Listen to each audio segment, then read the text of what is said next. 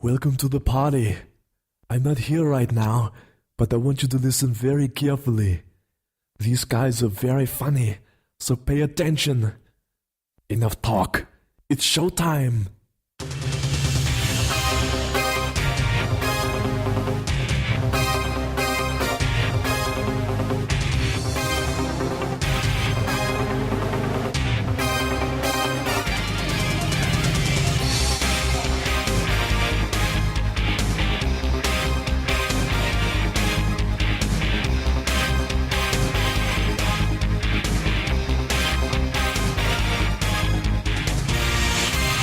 Hello and welcome to Bags of Action. This episode we're talking about the 1991 film Stone Cold, featuring the action hero Brian Bosworth, the man who never was much of an action hero after this point. That sadly is true. So I'm Steve and my co-host is Pete. Hello. For those who have never listened before, we talk about action films and all stuff related to that. And it was Pete's turn this time to choose, and he chose this classic film that was supposed to be the one that I think kicked off his career to make him the next Arnie, the next Stallone. Yeah, he was like the bad boy of the NFL, American footballer who kind of made himself hated and then set up a company selling T-shirts about hating him, so made loads of money for people who didn't like him. Very clever. Yes, he was supposed to be the next big action hero, early 90s, when we were kind of crying out for one. But no, he did a film after this called One Tough Bastard. Right. And I think he did one other. And then he was in The Longest Yard, the Adam Sandler version of The Longest Yard, playing one of the guards. And I think he's been on Kitchen Nightmares. And that is about it. But he apparently is going to be in Expendables 3. Ah, okay. So, what is it? Actual one of the guys, or just like a Thug 7? I would imagine it might be one of these extended cameos.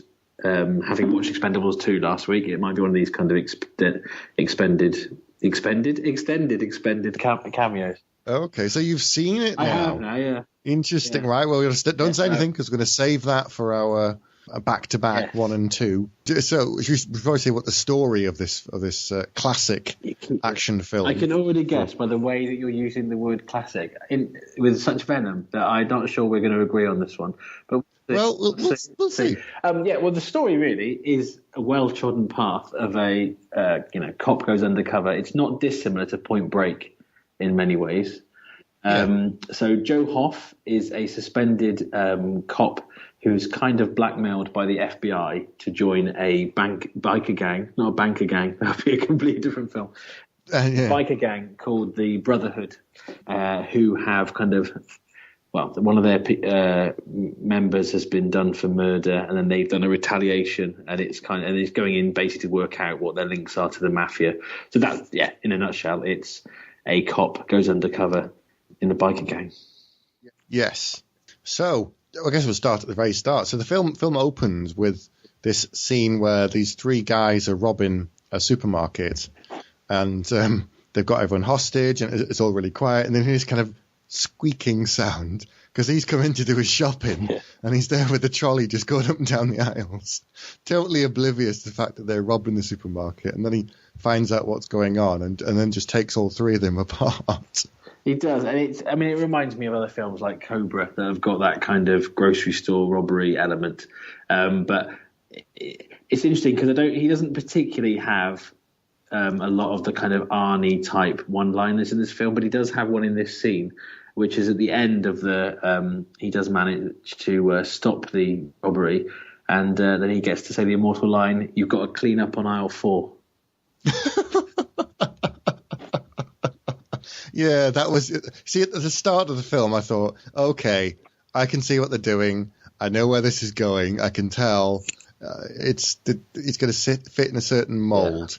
Yeah. I thought, all right, I just sat back. We should probably mention his hair at this point. He's got the best hair. So it's not just a mullet. No. So his hair is brown, but it's bleach blonde at the top, and then part of the stuff down the middle, like a kind of skunk stripe. He's like a younger, better-looking version of Dog the Bounty Hunter. Yes, if you like. I guess that works. Yes, except some of his hair is still brown, and he has maybe one or two. I'm not sure, but at least one long dangling earring. Yes. And a face like, I don't know, like he's been hit with a shovel, pretty much. A big forehead, big chin, wide cheeks, deep sunk eyes.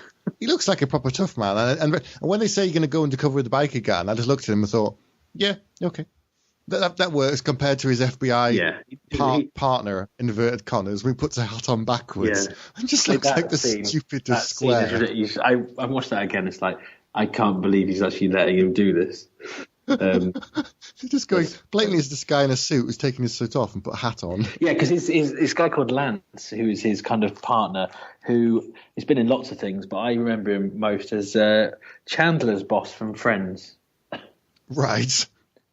Or at the time when I saw that on Friends, I remember going, "That's the guy from Stone Cold." And you were right. I was right. Wow. So, yeah, so he's sent undercover, and he has to earn his strike. Well, he has to he has to be noticed first. So he starts jabbing and trying to pick a fight with this guy called Ice, played by William Forsythe. Yeah, and it took me a couple of minutes to work out who he was, and I went, "Oh my God, it's him from The Rock, and him from Things to Do in Denver When You're Dead, and For Justice, and Boardwalk Empire. I think he's been in as well. Yeah, most recently he's done that, but I think the biggest role I remember him from is definitely The Rock, and he kind of reminds me of Nick Nolte a bit. Yeah, I know what you mean. Except he's not a alcoholic, as far as I know. But yeah, and you can understand him when he speaks a little more clearly than Nolte. Fair play. Yeah. But yeah, so he picks a fight with Ice, tries to get noticed by him in order to attract attention, but he ends up being befriended by another member of the gang who says, "Oh, we're having a picnic, essentially, a barbecue. What do they call it?" I don't think it's either of those terms, but I can't remember what it's called. It's some sort of like open day. Yeah. It's some sort of like summer fate for the biker gang. All the best activities: drinking, shooting each other. A rally. It's a rally. A rally. Yeah. There you go. Rally. He bonds with a guy called Gut. Yes. He invites him to a rally. But it's a fun day out for the kids. But he also when he meets Ice, he gets his nickname from Ice, which he calls him Bam Bam because of his hair. Yes, he says you look like a grown-up version of Bam Bam, which is nice. But yes, so then he goes to this rally and he rides bikes down the road with someone, and he watches people try and shoot tin cans off other people's heads and off their shoulders with fully loaded live rounds. And then there's a pit fight as well, which he decides to prove that he's a tough guy by going in. He does, and unsurprisingly, the guy is quite tough, but he beats him in the end. Spoilers. So we're going to spoil the whole film at this point. So. But he also gets to meet the lead villain, Chains Cooper, played by probably one of my favourite actors, Lance Henriksen. Yeah, who people will know from Terminator and Millennium. Aliens, Hard Target, of course, as well. He's actually coming to the Cardiff Comic Con in a few months, so I'm really looking forward to that. Oh wow! I met him a couple of times actually, and got a picture taken with him. Yeah. So that was great. And the camera, they're having problems with the camera right when my picture was going on, so I stood and talked to him for a bit actually. So that was quite cool. Oh. And just we talked about I think Millennium or something. I babbled something about Millennium, and he was chatting away. He was a very nice guy. Yeah. Oh, good. So that was in Milton Keynes, I think, a few years ago. But yeah, he was a nice guy. So yes, he attracts attention of Chains. He does. Chains Cooper, who basically he says, "We're going to get in each other's heads, man," and then offers him what he describes as his old lady, who's actually quite a lot younger than him. So that was confusing.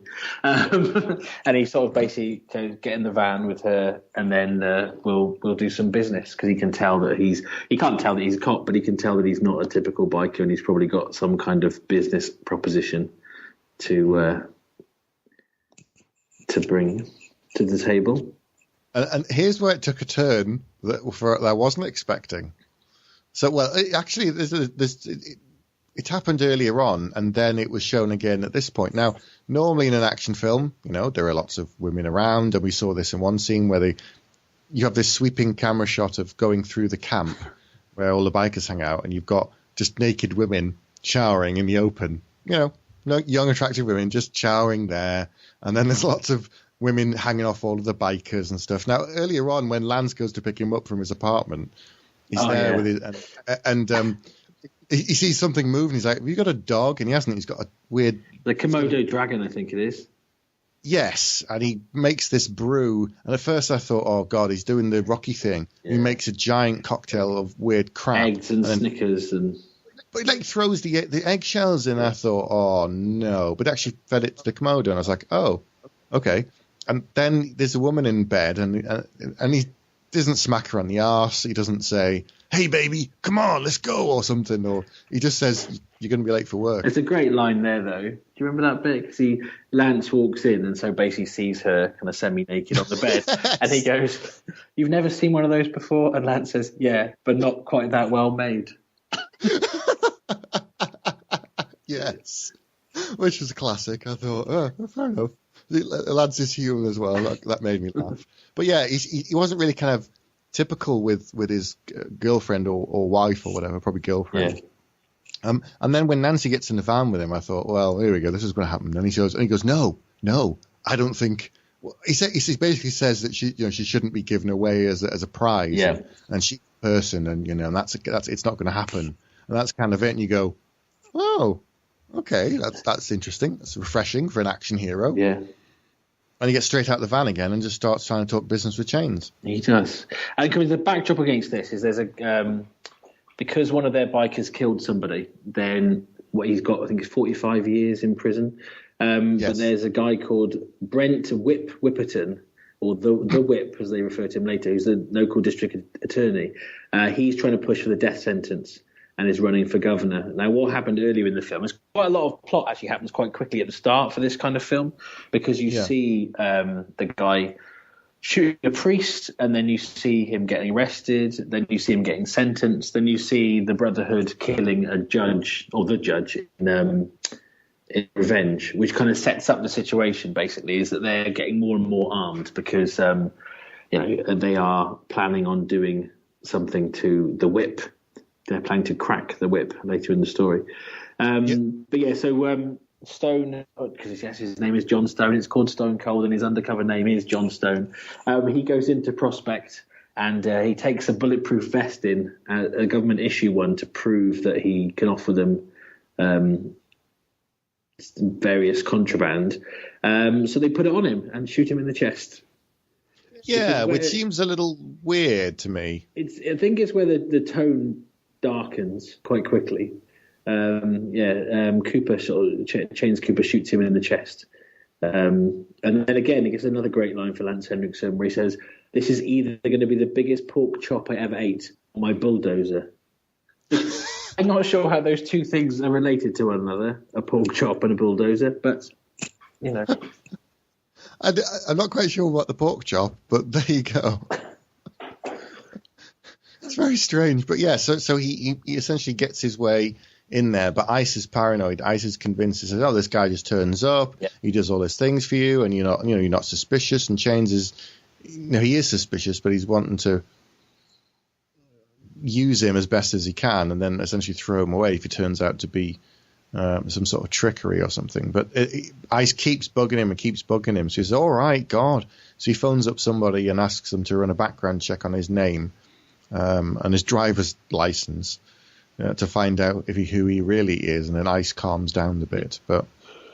And then they kind of, his prospecting, they kind of give him his first challenge then to prove that he is loyal to the Brotherhood, and they send him to kill somebody basically, and he has to bring back his ear. Which is pretty grisly. Yeah, it's possibly the biggest plot hole in the film for me. Although it does feature the guy who plays Paco in Bloodsport, who are about two other people other than me on the planet will know who that is. But so rather than killing the guy, he kind of gives him a warning, gets a tattoo done on a dead man's ear, But then this is the bit that I found completely incredulous. And again, even the first time of watching it, which obviously you had, you probably thought straight away, well, this is going to come back, because they let him get on a plane and tell him to go away, basically, rather than, for me, they could have just held him somewhere until the investigation was over, but they released him on a plane. Yes, they sent him home, put him on a private jet and sent him home, told him, don't come back here. And he said, what goes around comes around. And as soon as you hear that, it's like, okay, that's a plot point. I shall await his return and him saying that line. Yeah, he's going to come back at some point, and you think, well, okay. And also when they ran the background check on him, I was going, well, it's fine. He's gone undercover. Of course I thought of that. And then I thought, have they really? Probably not. That's probably the thing that's going to come back and bite him on the arse. I thought, yeah, they're probably going to do that as well at some point. That's one of the three kind of, I think, major kind of plot points that don't quite work. One is the tattooed ear. The second is the background check. And then, there's a bit I'll come on to later that I think I don't quite buy. We should say that apart from being the head of this biker gang, Chains is just generally pretty unpleasant. He treats his old lady, as he says, pretty abominably, and he's constantly just kind of ordering around. And of course, he's already ordered her off to go and take care of one man. You think, well, what else is he ordered her to do?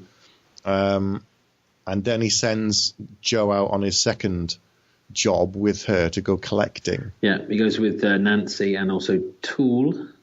Yes. And his girlfriend. And they step on someone else's turf, and it all goes horribly wrong. And Stone has a massive fight with three Italians and beats the crap out of the. I shouldn't laugh, but when he snaps that guy's arm, I'll just say the special effects got a lot better because you could see that, you could almost see the foam hand. Yes, that's true. Snap. And I look at the hand going, yeah, okay. I'll play along with it, but you're not fooling anyone with that. But the guy screams and then just gets back in the car and they drive off. Yeah. It's like, if you just snapped his arm into an S shape, you'd be on the floor rolling around, you'd be crying, you'd be kicking your heels, you'd probably have passed out. No, back in the car, drive off, cradling his wrist slightly. Well, the upshot of this scene as well is it's kind of Stone getting closer to Nancy because the money's been stolen by this mafia guy. Because they were doing a collection, like a protection racket, yeah. But then he kind of digs in his pocket and just hands her the money and it's like, so she doesn't get into trouble. So it's kind of, I think, one of the first steps in his kind of attempts to turn her. To win her over, really. But this also, I think, is when you start seeing that Chains Cooper has got bigger plans and what's going on. Because at that point I thought, well, the mafia guys have obviously, killed one of theirs. They're obviously going to do the same, and this is going to become more about the bikers versus the mafia. That's how I felt the story was probably going. But then, he does go to a restaurant and he takes a gift for the head of the mob. He plants a motorbike helmet on the table, and then they open it, and it's the head of the guy that had blown Tool up before. And the previous fight. So, but he still agrees to sell them there's a deal basically that Stone is offering, which is some P2P explosives in a large lorry full that he'll sell to the Brotherhood. That's one of the reasons Chains Cooper keeps him close, is because he's got this deal to bring to the table. And this is where they kind of broker that deal with the Italians, is that they're going to, you kill one of ours, we kill one of yours, but now do you want to buy some explosives? Yes, which is also that Tool gets his face blown pretty much all over. Yes. It's pretty hideous. And then Chains insists that his girlfriend's going to marry him and make him a happy man and live happily ever after together. And it's just like, you're a really nasty piece of work. Really nasty. Because what I remember, when I first saw it, I remember thinking, and maybe it's just because I really like the actors, that you could almost see the charm behind it and why he was followed. But watching it again, it's quite a short film by modern standards, sort of a typical 90-minute film. And watching it again now, he's quite enigmatic in a way, but he doesn't really do anything ever that's anything other than pretty terrible. Yes. Because of his actions, I think, you've almost got to infer that before it all went a bit sour, that he maybe was a bit more of a kind of a leader figure. But here he's just kind of, he's not a very good role model. No, he keeps talking about, these are my colours and these are my symbol, and if you're one of us, then I'll come and I'll help you out and I'll help anybody out. And I guess he kind of shows that with Tool by saying, though, she's still going to marry you and you're going to be fine and we'll look after you. And even the guy who's on death row for who's going to be in prison for 45 years, and Whip is pushing for the death penalty.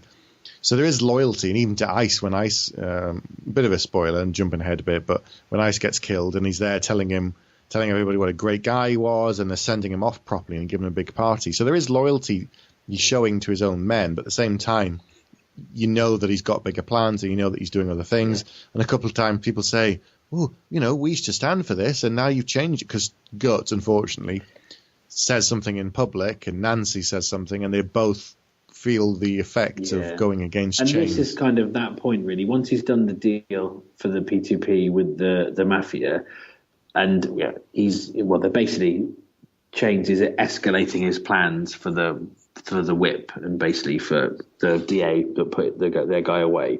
And so from this point on, the Whip kind of brings in this thing where the army are going to be almost not quite martial law, but there's going to be army checks at all points, and anyone on a motorbike basically will get stopped and searched. And at that point is when things start to get a bit darker again, and that's where, as you said, characters like Tool and Nancy start to kind of go, well, this isn't really, this isn't a bike gang anymore. This is kind of, organised crime and murder and stuff. So they get checked. The army check them for their papers, and it seems like a practical joke. They kind of they say it's a practical joke. I'm not sure nailing somebody into a box is particularly funny, but they start nailing him into a box. But then they shoot them, and then Chains shoots both of them point blank and kills them. Yeah, and that is the point where Nancy. It turns really, and also, as you said, Gut basically says, that you shouldn't be killing people in cold blood. Which Change replies with, "It's better to be first in hell than second in heaven." He just come out with some weird one-liners. You go, okay, I'll think about that one later. I'm not really sure what you're saying. It reminds me of in Mystery Men, where the Sphinx would say one thing and then just say the opposite and turn it around. You just sort of say something in I don't know. You just say something and then you'd be like, hang on, all you've done is taken a phrase and then turned it around to try and turn it into something clever and to make it like a phrase that means something. Just reminded me of that. He has a stock of them that he just wheels out every time he gets in a difficult situation. It just kind of confuses people. You can't be doing that. But the lotus only bloomed on the 27th of spring. It does. What? Again, watching it, having watched it and kind of... I've watched this film quite a few times, but this was the first time kind of picking it apart. And it's like, oh, this stuff sounds quite profound until you think about it. And then it doesn't sound very profound at all. But Gut, as you said, isn't happy about them killing in cold blood. So he suffers by, basically being tortured. Chains, who's doing everything himself now, it seems to be, rather than kind of having this army around him. He's got very hands-on. He basically forces Gut to open his hand and then sticks it into his bike wheel while it's going round, which I'd imagine is painful. Yeah, loses a few fingers. So it's pretty hideous. So it's all kind of escalating. Stone's convinced that he can get Nancy to turn and to talk, because she knows all the details about what's been going on. Because she went against Chains essentially kicks her out and gets himself a new woman, but she's still sort of hanging around, but she's got nowhere to go. So she doesn't belong to him anymore, but she's still there. And Stone missed some of this because he was setting up the deal with Lance to get it arranged for the sting to grab the bikers and to grab the Italians. So that's the big plan that they're all building towards. And all these threads then suddenly start unraveling. Yeah, because is this the point? I'm just trying to think. I'm trying to remember, because at some point the FBI more or less kind of... I can't remember how it happens, whether this is the point where they kind of say that they're going to cut him loose, that it's gone too far, or is that after? Yeah. No, I think it's at this point they're saying, it's all going wrong. You've got 2 dead military policemen. We can't do it anymore. We're going to pull it out. We've got them for racketeering. That'll do. And Stone's saying, no, we need to get everybody. No, and then they basically say, because they've already blackmailed him, because originally he was on suspension at the start of the film anyway, even before he stopped the grocery store robbery. And they say, you can come and do this. He said, I'll just serve out my 3-week suspension. They go, I just became 6 months without pay. So they've already kind of blackmailed him. Yeah. So at this point, they say, well, we are going to leave you there then, out of your jurisdiction in a biker gang, and we won't tell anyone who you are and see what happens. So they're pretty brutal, I think, the FBI, with how they treat him as well, to be honest. Yeah, not much nicer than chains, although they don't, torture him as such. But they're not really helping. Yeah, so he says, no, we're going to see this through, we're going to finish it. They do the deal. It all goes a bit wrong. Oh, this is actually before. Yes, he's talking to Lance, and this is where Lance tells him we're going to pull the plug, and it's Ice overhears that and hears him being called Joe. Yes, and then Ice is running off to tell Chains that he was right, that he's a cop and he's undercover and he's dodgy. Big motorbike chase, which at some point you knew there would be a big motorbike chase, but I never quite understood because Ice dies at the end of that. And then they kind of give him a Valhalla style send off, but there's nothing in between. There's no kind of there's no one at the bike compound ever seems to discuss how he died or whether Stone was with him when he died. It's just he's dead. Yeah, he died. Yep. Felt like a real kind of, how are we going to cover this? Let's just jump to the next scene. But they don't just sort of say that he bumped into somebody or he flew off his bike. No. Ice killed about 20 people on his way to Chains, and just like wantonly, like he shot a bunch of people. He fired his gun backwards, blew up a police car, killed them. Then the car blew up. He tried to get this car to crash into Stone, so he just cut this bloke's arm. Just cut it like and then he swerves the car and crashes, and then Stone dodges it, of course, and they keep driving. But he does it like 4 or 5 times and kills 20 people. And then eventually Stone managed to nudge his bike into the oncoming car, which he flies over and then lands, and he's all like mangled and on the pavement at 60 miles an hour. So he's toast, and then he eventually dies. But they can kind of follow the chain of destruction and see where he's been. What was he up to? What was he? Oh, wait, he killed like 20 people. Yeah. Why? Well, he's a crazy guy, that Ice. And again, that's one of those kind of first time seeing it in the early 90s, didn't even think about it. And then this time it's like, The other thing is that this is the point where the cop, this is, again, another incredulous bit, the cop that they spoke to do a background check rings and leaves a message. Which I was like, but with Nancy not changed. It's changed there. No, can you just pass on a message? And it's like, it's not the sort of thing I think, if you're a cop, a dirty cop, that's informing a biker gang and you've rung for the head of the biker gang, can you just grab a Post-it note and just pop this down? Is C. Cooper there? Yeah. Chains Cooper, you're talking, as the office is going, who? Isn't he that guy off the news, that crazy biker? Wait, what? So she basically says, John Stone's driving license is cross-referenced with Joe Huff, which, again, the FBI really should really not do that. They shouldn't cross-reference their undercover personas with the real persona. If Joe Huff is going to go undercover, you thought they would have done something as background check, so that nowadays they go, do this, and they go online, they do a search check, and but we've created a false paper trail and this, that, and the other. Nope, none of that here. No, his driver's license. We've just changed the name and linked it to the new one. And it doesn't. It's not exactly someone high up that they ring. It's basically just someone they know who's kind of working on the desk in the local sheriff's office. So if they can find it, then I think anyone can. It was the day of no laptops and no mobile phones. It was, ring, hello, phone style. Another sort of, it happened to be a phone. I'm going to check the Rolodex and see who he is. Where people actually used payphones, apart from just pissing in them now. But it just sort of, okay, right. I just had to, we were around at that time. We understand. Kids nowadays looking at it going, well, that just doesn't make any sense at all. But we understand it. It was our era. So I just kind of rolled with it and thought, yep, okay, this is 1991. I can cope with that. I'll play along with the technology, little cock up there, but I'll go with it. I'll go with it. Yes. So Nancy basically tells John Stone that she knows he's called Joe Hoff, and he just goes, "I've got lots of names," which I think, if he's kind of a shady businessman biker, that does kind of make sense. But it does. He convinces the FBI to let him carry on with the sting, as they put it. The idea being is that by doing the deal, they can catch the bikers and the mob, and then that's that. And by doing that, they won't be able to crack the whip, as it were, by attacking the district attorney. So they get another kind of cop who's playing the guy who does the deal. He wants more money, so Stone shoots him, and straight away I'm thinking that's the same bulletproof vest, isn't it? Yep. And then he gives but this is where things start to unravel, because Stone gives Nancy a lift in his truck at the point where Lance is calling him on the CB. Yes, and says, "Hello, are you all right? What's going on?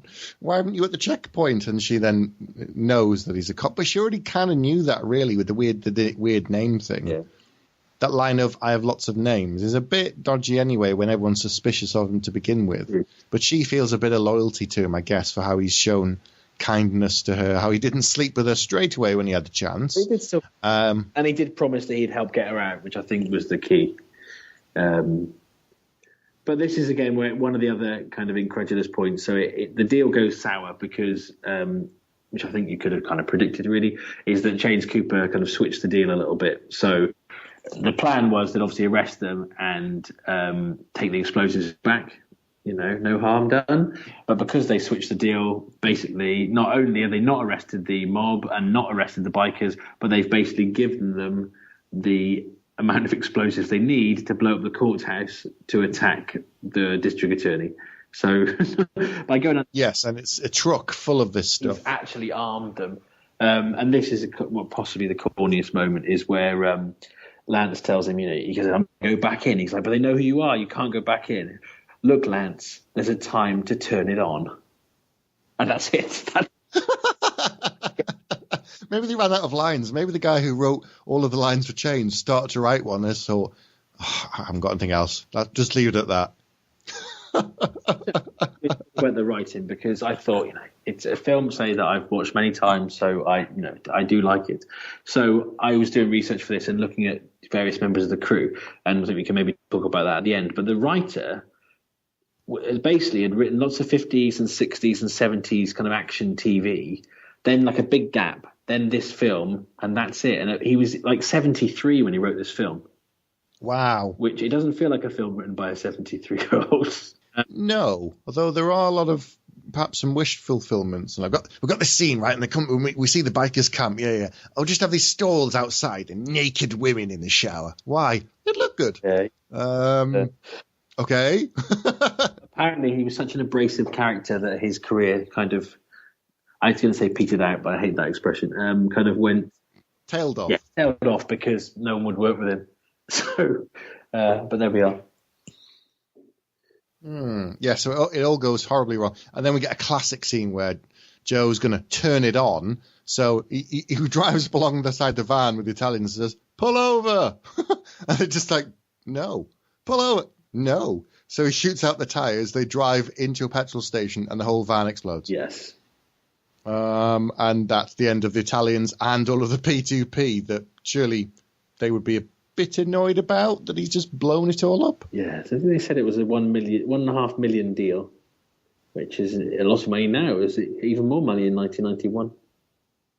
Yeah, so the Italians are dead. The explosives have been blown up, but Chains is still happy because he is. Did he get money from it or what? I can't remember what he got. I think he's still got some of the explosives, I think, and money, and the money for it, I think, because the money then funds. The bit that I found the most ridiculous is one of the bikers is a guy called AWOL, and he's not from their chapter. He's from, I can't remember where he's from, Bayou maybe, but he's from another chapter that visits and helps them out. But he's called AWOL, and he still dresses in his army fatigues. And he then, it's like being a biker. Yes, and he goes to a base and buys a chopper and weapons from a guy at an army base for 50 grand, but make sure you kind of return it tomorrow. No, it's sort of, you can borrow the chopper, no one will mind, but bring it back before 10, and that's all right. We'll call it quits. For 50 grand, that was a bit like, I don't think someone would do that. They won't notice it, go and, wait, what's that big spinny thing making loud noise? Don't worry about it, just a fun. Yeah, well, hang on, isn't that one of our choppers? No, totally someone else's.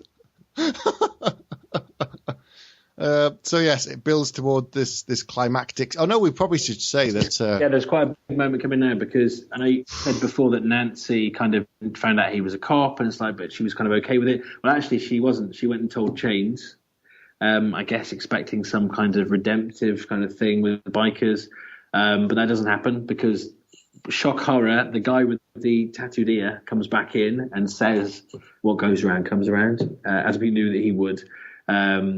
And then they get God forgives, the Brotherhood doesn't. But you expect Chains to do something to Joe, but he kills Nancy. Well, he kills the Oblivion guy first. He just doesn't like him, True. So he kills him. It's the guy. It's like, oh, guy.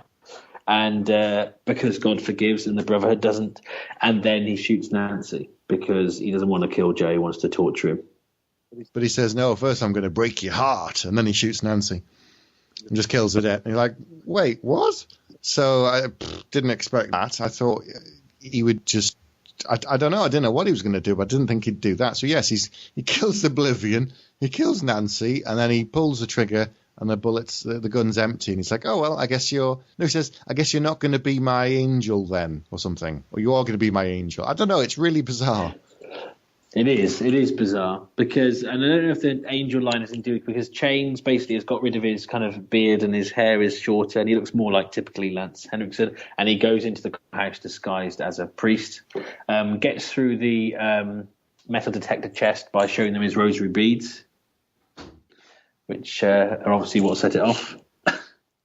Yeah, but then when he gets to the courthouse, there's a gun strapped under the table. Mm. So what was the thing with the rosary beads? What was he smuggling in? That's a very good point. See, because I thought they were doing the line of fire thing where he goes through and the bullets were on something and he puts them through the metal detector and you go, oh, sorry, oh, and then I was like, so why did you beat the rosary beads and then you use them to unlock the gun? What? But there's a gun taped to the table. Wait, what? I didn't get that, so I don't know. I don't know what was going on. I might have to watch that bit again. Maybe it's missed. But I missed it the first time. They're using John, or Joe as they're now calling him, as a diversion by strapping a bomb to him and sending him up in the helicopter. That'll divert anybody, yeah. Look, boom! What was that? An exploding man! And it just starts to go really weird at this point. Yeah, it does feel, when you can follow it, you can go, yeah, the biker gang, and it's kind of, this is it does feel like a bigger film at this point. It doesn't feel like it's necessarily within the world that they've created. It feels a bit more like a bigger disaster, kind of summer blockbuster kind of ending to a film that was a little bit smaller. This is the point, I think, where the appeal is being heard for the guy that killed the priest, and he gets sentenced to death. I think at the point where there's 3 seconds left on the bomb. Yes, and Joe's managed to escape the helicopter. He's handcuffed in. He managed to break his bonds. Puts the bomb in the pocket of the guy with him, anchors him out the helicopter, and explodes in the air. Then he tries to force the pilot down the helicopter. Chains goes mental inside the courthouse, shoots all of the judges, shoots the whip as well, I think, doesn't he? That reminds me of my father's last words. Don't, son, that gun is loaded. I truly hope that Lance Henriksen ad-libbed all these lines. If I do get to meet him at the con, I will ask him. Because was there any ad-libbing? Ask him. Please tell me there was. And then it kind of becomes a big hostage situation then, but it also feels like a suicide mission because I don't think anyone in their right mind could think that they were going to get out of that courthouse.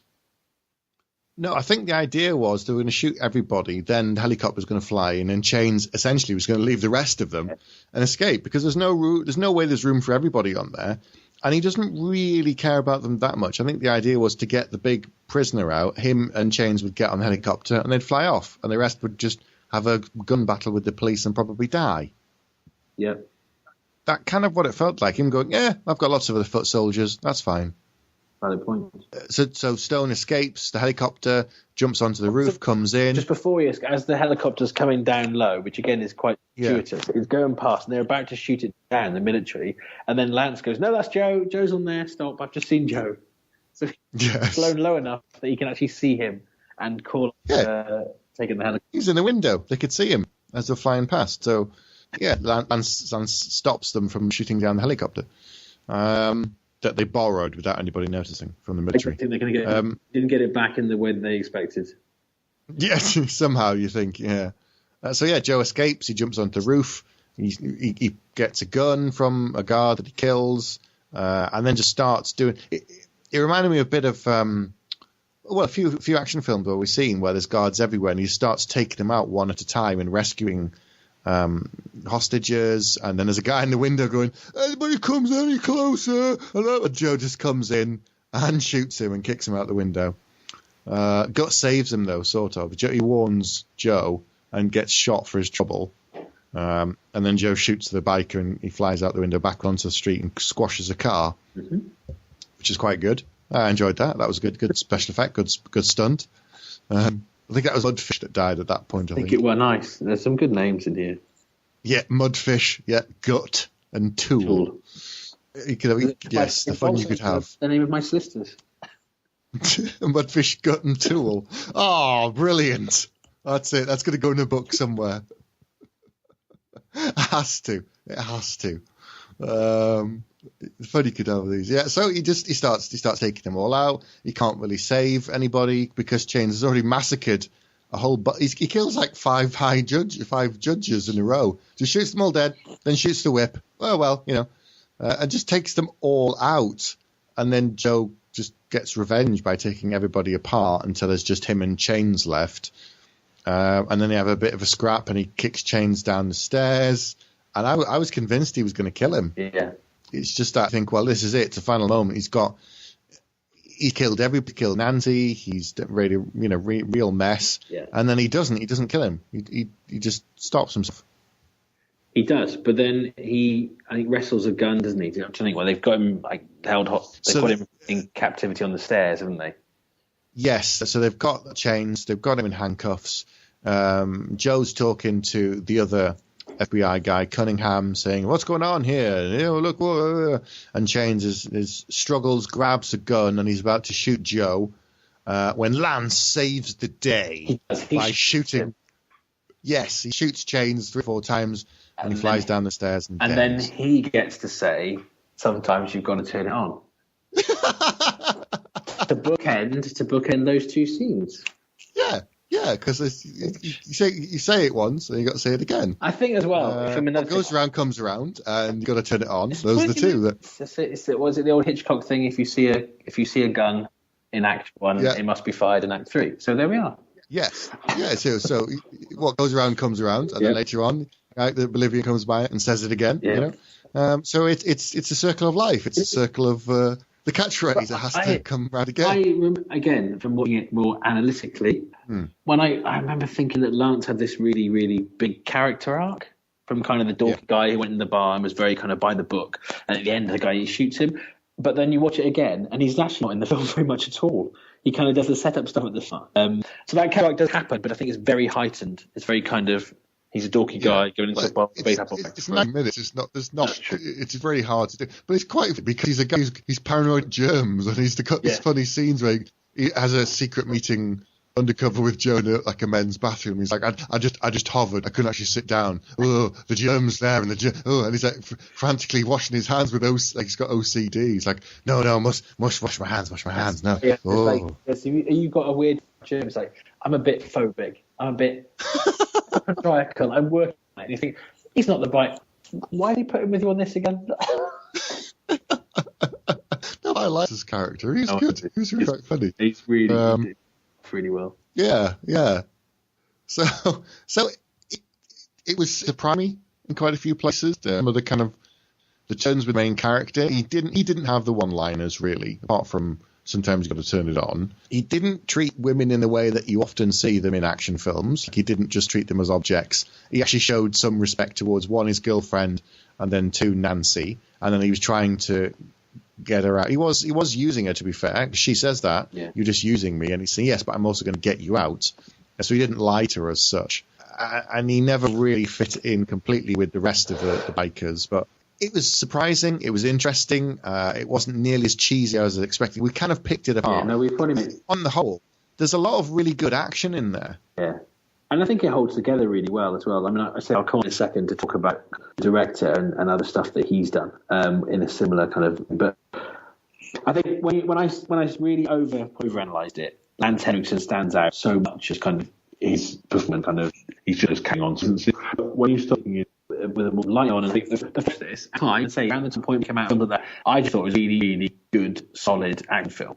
Good action sequences, a little bit predictable surface, but as you took twists and turns and did some things that you weren't expecting, and did that balance. I think a lot of Stallone films and a lot of Schwarzenegger films did, which I think was the intention. If they're trying to build him a next kind of action star, it can be funny one moment and horrendously brutal the next, but the balance works. And that's why I think why this film I think is so strong. Is it's not those two people who are still now the only people really managing to pull that balance off. They keep coming back out with the Expendables and with the Escape Plan, the new film that they're doing, because together they can do that balance. I think Tango and Cash probably another example. Obviously with Kurt Russell coming in with Stallone, that balance. And this feels like that kind of film. I think what was refreshing for me at the time was I assumed this would be this guy's career now, that he would go on to do more of these things. As it turned out, this is probably the high point of his career, film-wise, rather than him kicking on. But again, I possibly, watching it again, didn't like it quite as much as I used to, but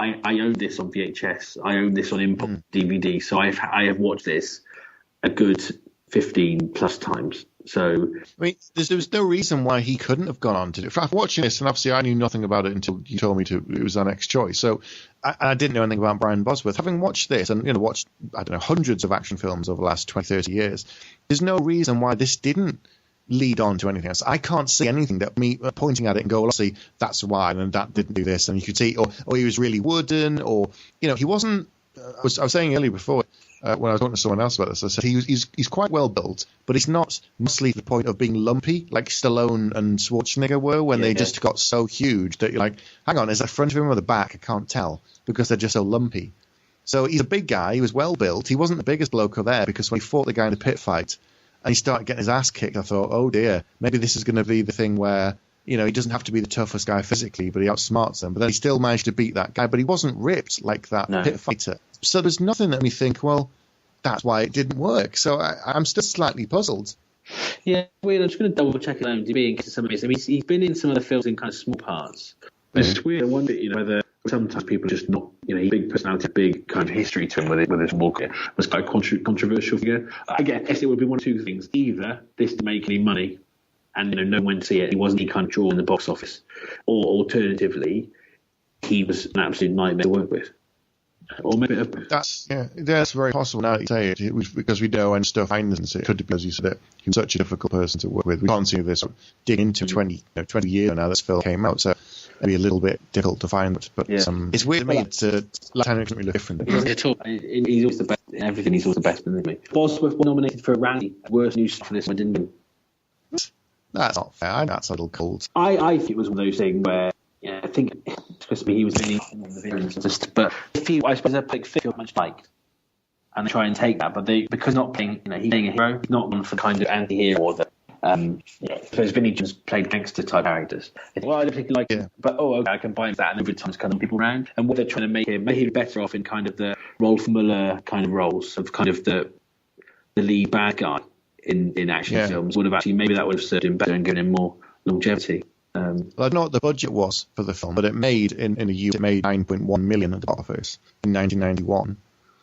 So that's not. But I don't know what the budget was, you see. But then again, he got $500,000 for doing this film, apparently. Right. So maybe his fee was a little steep compared to anything else that needed to be done. I don't know. But yeah, okay. So, do you want to talk about the director, and then do you want to do scores? Yeah. Again, so like every time I see his name on video, it's like, probably because I've seen this so many times. There's a guy called Craig R. Baxley, the director. He was an actor, then he was a stunt coordinator. And through being a stunt coordinator, he got to be second unit director. He worked on 18 Hunter, but then Predator, and other films, Big Leaders. But other films that he made before this one, Action Jackson, the Carl Weathers film. Right, yep, heard of that, yes. Archangel, which is a Dolph Lundgren film. Deep Red, which is, I can never say his name, I'm sure this is wrong. Michael Bean, I've always called him. Yes, I know who you mean, yeah. Yeah, I'm not sure. I've never heard his name actually said out loud. Bean. B-I-E-H-N, Bean, I think. And Sudden Fury, which is a film that no one else has seen, I think, ever other than me, but I actually really like, which is a Neil Patrick Harris TV movie. In the States, it was called A Family Pulled Apart. But over here, it was called Sudden Fury, which is it's a true story about two brothers who may or may not have killed their parents. And a young Neil Patrick Harris is the first in after house assassinate film. Let's just catch up. But then more recent stuff, directed episodes of Human Target and Leverage. Nice. Okay, so he's sticking with the kind of the action angle. Yeah, I mean, I think again his career similarly kind of was seem to be heading in the right direction and getting big budgets, and then he's done quite a lot of kind of straight to, well, at the time would have been straight to video, and then later straight to kind of DVD thing, really. Okay. So this is one of your favourite action films, isn't it? It is. But so really, we're having sat for an hour or whatever it is, could pick apart. But it does, and I think it's the way to Blind Read, which is about this already. It was a right film at the time. It was early 90s. I think I was personally looking for who's going to be the next big thing that can take on man these other heroes. And again, I think it surprised me. It didn't go where I thought it was going to start. I think it was the first time I've seen Land. I think it was a screen. I just really solid and still holds together well. And that balance between, for me, perfect action film has humour and vast stuff in equal measure. Definitely. Yeah. I think that's what this achieves for me. Enough with the yak. What is your score? Okay, so what score are you going to give it then? To give it 4. However, there probably would have been a time when I'd have given it 5. But I think having kind of put it through the ringer a little bit, I'm going to give it a good 4. Okay. Do you know what can you guess what I'm going to give it? What I'm going to say? I'm going to say either 3 or 2. Okay, right. Well, we as you say, we've pulled it apart quite a lot, and we talked about the story, and we've gone through most of it. And there are other stuff in there. There's other bits and pieces, and a couple of other comic moments we've missed. But I came in pretty low expectations, I'll be honest. One, I'd never heard it. I'd never heard him. I thought this is going to be pretty dire. I thought it was going to be crap. And I chose it. I know that never helps. No.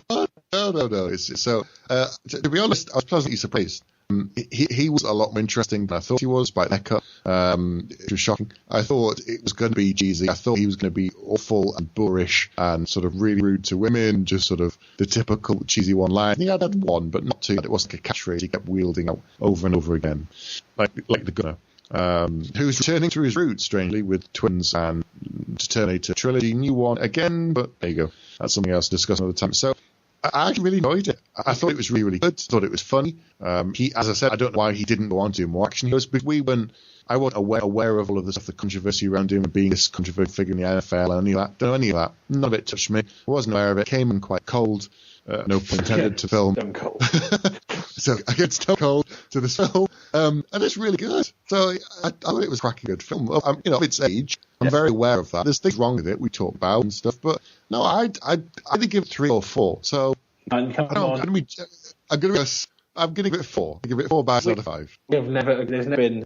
There's usually 2 bag swing, as it were, between us. That's not a phrase I should ever say again. There is a 2 bag swing between you. 2 bag swing. Yes. So that's I'm almost proud. Suggest that I think because hard-boiled and bloody possibly didn't quite meet with approved to the level I might have hoped. So no, I'm pleased that you were in a good mood. Yeah, but that's good. If we're both in it for that's good. I think anyone who hasn't seen it should, if you like action films and you haven't seen it, especially if you're going into it like Steve with no knowledge of it whatsoever and you don't know the Boz as he's also, then I think, again, if you can put your mind on the fact that it is 22 years old, which makes me feel ancient, then yeah, I think there's much to enjoy here. Yeah, just look past the haircut, remember it's of its certain age, and just enjoy it. It's a good action flick. It's only 92 minutes or something like that, so nice tight, lots of pacing, lots of action, lots of explosions. It's a good film, good solid action film, so definitely recommend it as well. Cool. Yes. So we'll be back next episode Keep watching those action films. Let us know what you think of them. And we'll talk about Expendables next time. We will. We'll see you then. Bye-bye. You have been listening to Bags of Action. No bullshit. You'd better stick around for the next episode, because if you're lying, I'll be back.